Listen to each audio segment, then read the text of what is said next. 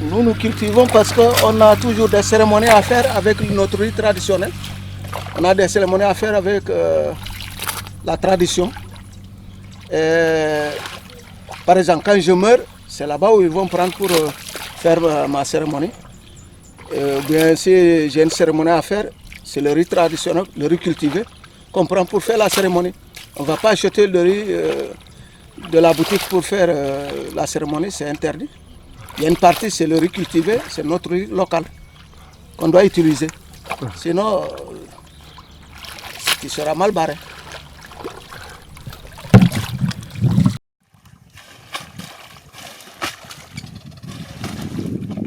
Il faut dire que c'est une tradition, c'est une culture, parce qu'il faut le dire, hein, le riz entre dans toute la vie, n'est-ce pas, dans tout le processus de la vie au milieu Diola. Il est au début et à la fin de notre vie. Pour le dire, c'est parce que tout simplement à la naissance, c'est avec la farine de riz qu'on baptise nos enfants, les nouveau-nés. À la mort également, c'est avec le riz qu'on fait les dernières cérémonies funéraires. D'où l'importance tout simplement du riz. Et toutes les initiations également, le riz est présent. On ne peut rien faire sans le riz. C'est pourquoi c'est une culture, c'est une tradition chez nous. Quel que soit votre niveau de vie, vous devrez nécessairement avoir votre lopin de terre, vos rizières, vous devrez nécessairement cultiver du riz que vous allez garder à la maison, surtout pour cette différentes cérémonies.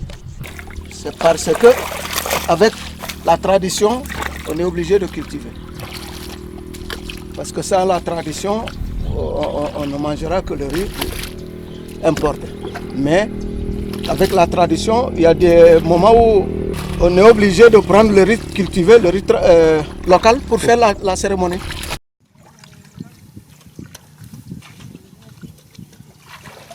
Aujourd'hui, c'est plus que traditionnel qu'économique. Parce qu'aujourd'hui, ce que nous cultivons, ça ne peut pas tout simplement couvrir les 12 mois de l'année. Mais il y a quand même des rares cas qui peuvent tout simplement se nourrir à partir de leur riz, 12 mois sur 12. Mais ils font l'exception.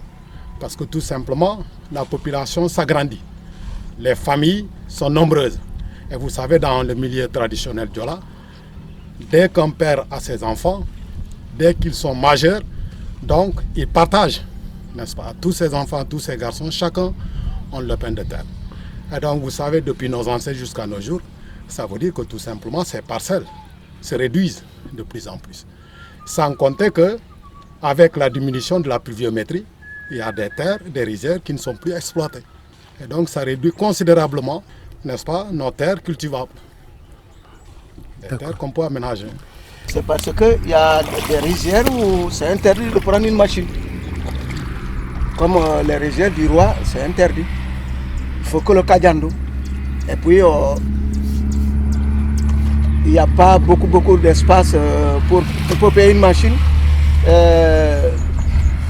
Même tu prends le kajando, une petite société, ils finissent. Il est très difficile dans nos milieux de faire ce que vous appelez le remembrement. C'est très difficile. Mais aussi à côté, il y a cette tradition, cette sacralité. Parce que nous avons des rizières qui sont sacrées. Dans chaque famille, on peut trouver quelqu'un, un membre de la famille, un notable, qui a des rizières sacrées. Et donc, s'il y a un remembrement, ça veut dire que vous allez tout disperser. Et ce n'est pas possible. Parce que ces derniers, même avant de manger le riz, il y a des cérémonies qu'ils doivent d'abord faire avant de manger ce riz.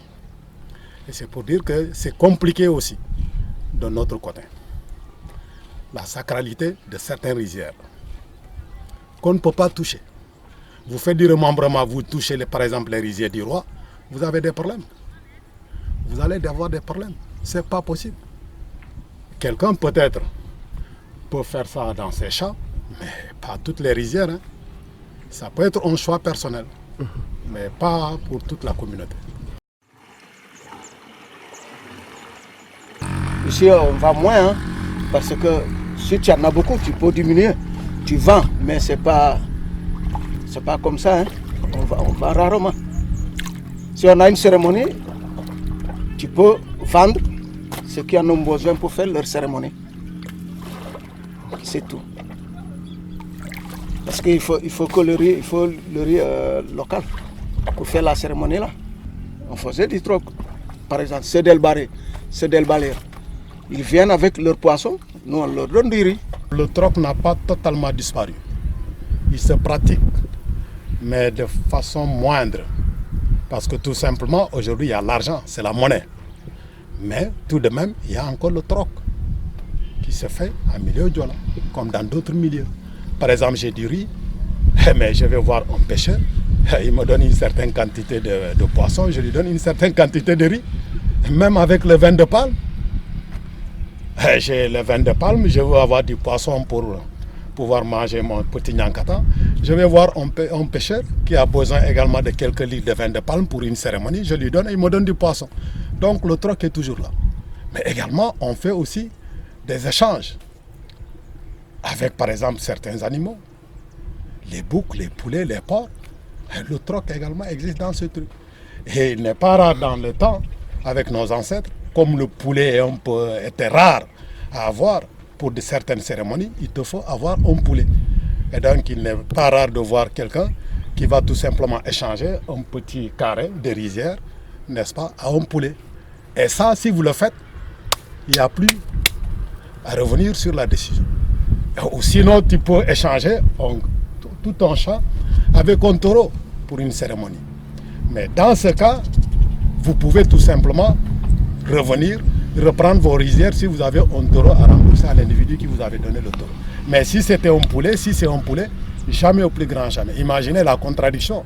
Le poulet qui est le plus petit, qui est plus facile aujourd'hui à trouver, vous l'échangez avec un petit lopin de terre, le terre ne peut pas être repris par cette femme. Le Kadjandou ne va pas disparaître en milieu Diola, surtout dans le Kassa. Le Kadjandou, c'est l'instrument de travail dans nos rizières. Est très adapté. Imaginez qu'on prenait la machine pour cultiver dans nos rizières, et il nous serait très difficile. Vous allez le faire 1 an, ça va réussir, 2 ans, mais la 3e année, vous n'allez pas pouvoir récolter. Parce que dans nos rizières, vous avez vu, on était obligé de retourner la terre. Vous retournez d'abord la terre, ce qu'on appelle Efoku, pour venir, n'est-ce pas, préparer les champs qu'on appelle Djagar, nettoyer les passages également, les nivellements, mais après maintenant revenir, tout simplement faire ce qu'on appelle le Bakbanje, c'est-à-dire tu renverses, et après maintenant tu cultives pour permettre aux femmes de venir piquer. Et donc plusieurs étapes. Mais avec la machine, vous venez vous passez, mais après les herbes vont repousser.